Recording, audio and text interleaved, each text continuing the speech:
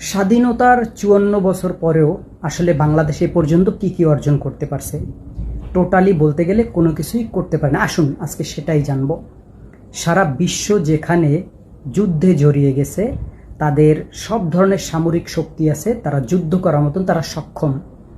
সেইখানে বাংলাদেশ কোথায় পড়ে আছে এটা আমাদের কি জানতে মনে চায় না একবার? যেহেতু আপনার মাতৃভূমি, অবশ্যই জানতে মনে চায়।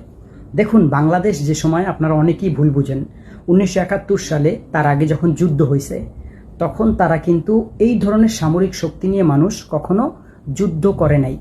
হাতে পিস্তল বা এরকম জলকামান বা কামান এইসব ধরনের আপনার অস্ত্র নিয়ে যুদ্ধ করছে বা বাঁশ লাঠি দিয়ে দেশ স্বাধীন করছে। ওই দিনগুলো কিন্তু এখন আর নেই। এখন কিন্তু যুদ্ধ হয় সম্পূর্ণ আকাশপথে। আকাশপথে যুদ্ধ হয়। সেখানে যদি আপনার সামরিক শক্তি না থাকে, আপনি আপনার হাত লাঠি এগুলো দিয়ে কিছুই করতে পারবেন না। একটা বিমান আপনার দেশের উপর থেকে উড়ে যাবে, মুহূর্তেই শেষ করে দিবে আপনার দেশটাকে। স্বাধীনতার ৫৪ বছরে আমরা কি পেয়েছি? দেশ এখন পর্যন্ত কিছুই পায়নি। পেয়েছি শুধু কিছু জিনিস।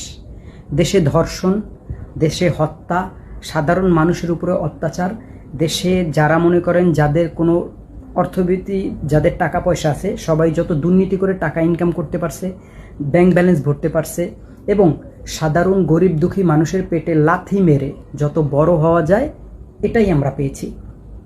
এছাড়া আরও কি পেয়েছি? আপনি যদি একটু ভালো থাকেন, আপনার ঘরে ডাকাতি করা, আপনার উপর থেকে চাঁদা নেওয়া থেকে শুরু করে যত প্রকার জুলুম, এটাই শুধু আমরা এই ৫৪ বছরে পেয়েছি। এছাড়া আর কিছুই পাইনি। আপনারা দেখেন, মাত্র আমাদের ঢাকার মতন একটি দেশ সিঙ্গাপুর, তাদের দেশটার পাসপোর্ট বিশ্বের ১ নাম্বার পাসপোর্ট। আমাদের মাত্র ঢাকার মতন এতটুকু একটা দেশ, তারা এত উপরে উঠে গেছে। মালয়েশিয়া আমাদের দেশের আপনার কিছুদিন আগে দেশ স্বাধীন করছে। তারাও কোথায় গেছে? তারা কোথায় উঠে গেছে? আর আমরা কোথায় পড়ে রয়েছি? আমরা এখনো। কারণ কি জানেন? আমাদের দেশে হচ্ছে আপনার গুম, খুন, ধর্ষণ, মানুষের উপর অত্যাচার, গরিবের পেটে লাথি মারা, চাঁদাবাজি, সন্ত্রাসী, এগুলোই করে। দেশ নিয়ে কেউ ভাবে না। সত্যি কথা বলতে গেলে আমাদের দেশে দেশপ্রেমিক বলতে কোনো মানুষই নেই। সব হচ্ছে আপনার দুর্নীতিবাজ। আজকে দেখেন আপনারা, প্রত্যেকটা দেশ যেখানে সামরিক শক্তিতে অনেক উপরে, সেখানে আপনি একটা মুসলিম দেশে আপনি কোথায় পড়ে আছেন? যেহেতু প্রত্যেকটা ওলামা একরাম তারা বলতেছে যে পৃথিবীর শেষের দিকে তৃতীয় বিশ্বযুদ্ধ হতে পারে। আপনারা দেখতেছেন অলরেডি পাকিস্তান আফগানিস্তান যুদ্ধ, ইরানের সাথে আমেরিকা ইসরায়েল যুদ্ধ, তারপর এর সাথে আরও কাতার, দুবাই, ওমান, বাহরাইন, অনেক জায়গাতে পুরোপুরি পেঁচিয়ে গেছে এমন একটা অবস্থা। সেইখানে আমরা কোথায় পড়ে আছি? কারণ কি জানেন? কারণ আমাদের দেশে কোনো দেশপ্রেমিকই নেই। প্রত্যেকটা সরকার যে এসেছে অমানুষ, দেশের জন্য কেউ কিছু করে নাই। আপনি দেখেন, এই যে কিম জংকে দেখেন, সাউথ কোরিয়ার আপনার সরকার, কোরিয়ার সরকারকে আপনি একটু ভালোভাবে দেখেন, সে তার ডিফেন্স সিস্টেমটাকে কোথায় নিয়ে গেছে, মানুষ তাকে কি পরিমাণে ভয় পায়। আমরা কোথায় পড়ে রয়েছি? আমরা শুধু একটা জিনিসই জানি, বাঙালিরা সব থেকে বেশি ভালো যেটা জানে সেটা হচ্ছে কাউকে ভালো রাখা নয়, যে মানুষটা ভালো আছে তাকেও কিভাবে খারাপ রাখা যায়। আজকে আমাদের দেশের ব্যাংকের টাকা লুট হয়, গরিবের পেটে লাথি মারা হয়, যাদের ২-৪ টাকা ব্যাংকে আছে, ব্যাংকে গেলে টাকা পায় না, এগুলোই।